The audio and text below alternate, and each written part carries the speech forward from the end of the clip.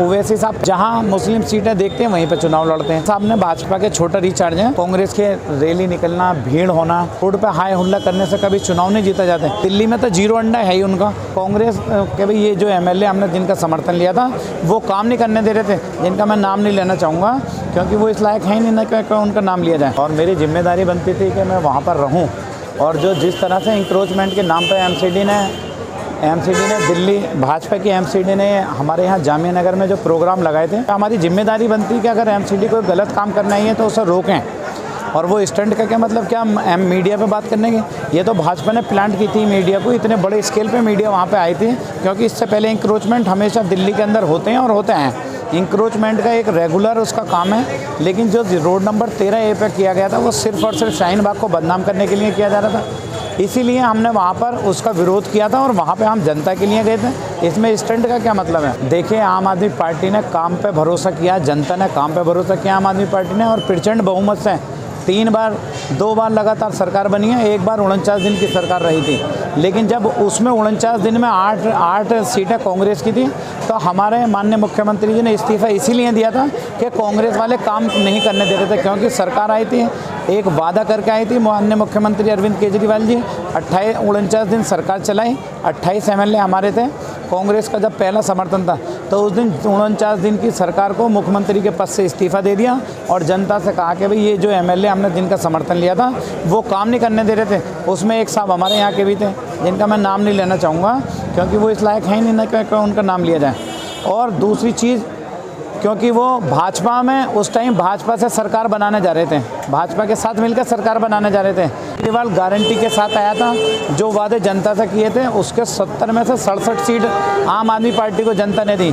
और इस बार भी देखें, काम के नाम पे जाति धर्म और जाति की राजनीति भाजपा करती है। ये भाजपा से हमारी लड़ाई है पूरे हिंदुस्तान में, पूरे देश में। आज आम आदमी पार्टी देश में अगर आंखों में आंखें डाल के बात कर रही है भाजपा की या अमित शाह की या मोदी की, तो वो सिर्फ और सिर्फ अकेले केजरीवाल हैं जो लगातार भाजपा के सवाल दागे जा रहे हैं। देखिए, पेन ड्राइव लेके स्टंट किए गए थे, वो उन पर कुछ नहीं थे, खोखले वादे थे, सिर्फ और सिर्फ खोखले वादे जिसे कह सकते हैं। उनके पास कुछ था ही नहीं, लेकिन स्टंट उन्होंने दिखाया। वो वहाँ पे मीडिया में, अबे यहाँ आना चाहिए था, जहाँ जनता को ज़रूरत है वहाँ पहुँचना चाहिए। आदमी इकट्ठे हैं या नहीं है ये पूछने की क्या ज़रूरत है? स्टंट पेन ड्राइव वाला क्या मैं स्टंट पेन ड्राइव से दिखाना चाहता हूँ, लेकिन बहरहाल वो अपने एक खोई हुई ज़मीन को तलाशने की कोशिश में है।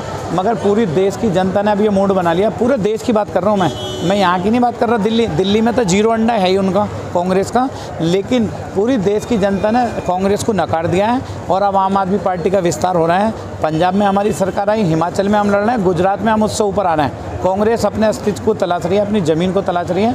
कांग्रेस इस टाइम कहीं नहीं है, कांग्रेस अपनी ज़मीन खो चुकी है। 70 साल में जो कांग्रेस ने किया वो पूरी देश की जनता के सामने है और उसका जवाब जनता ने दे दिया। कि रैली निकलना, भीड़ होना, मैं फिर अपनी आइडियोलॉजी, हम पार्टी की अपनी जो हमारी स्ट्रेटजी है पार्टी की तरफ से जो टास्क कर रहे हैं हम उस पर काम कर रहे हैं।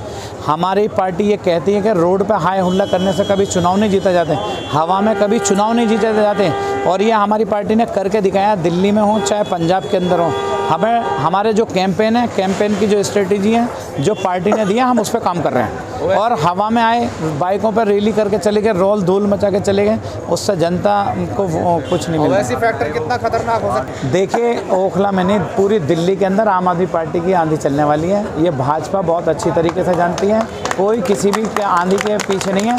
आम आदमी पार्टी की सरकार बनने जा रही है दिल्ली के अंदर, और जो ओखला से भी हम 5 सीटें जीत रहे हैं। ये तो वैसे भी कह रहे हैं हमारी आंधी चलने वाली है। नहीं, उनकी आंधी चल रही है। 15-16 सीटों पे लड़ना है, पूरी दिल्ली में लड़ना है ना, दम है तो आंधी चलनी है। तो आंधी उसे कहते हैं जब सब में आए। ये तो सिर्फ आम आदमी पार्टी है जो गुजरात के अंदर सारी सीटों पर चुनाव लड़ रही है और आंखों में आंखें डाल के बात कर रही है भाजपा की।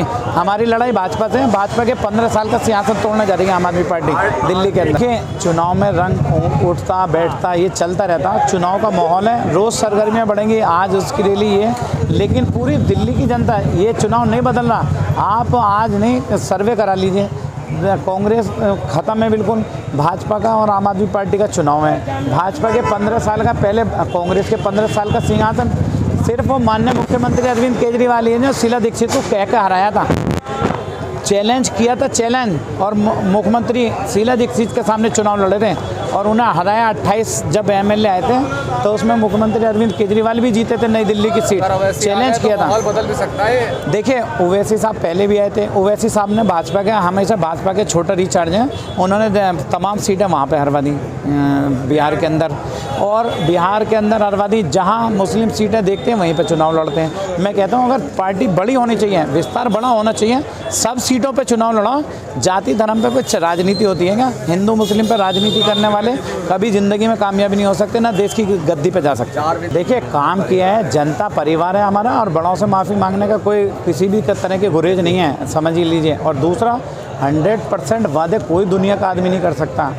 राजनीति में आए हैं राजनीति में काम करने के लिए। ये माफ़ी उस चीज़ की नहीं है, माफ़ी वो है कि अगर किसी का फ़ोन ना उठाया हो, किसी को अगर हमसे दिक्कत हुई हो तो उसके लिए माफ़ी है।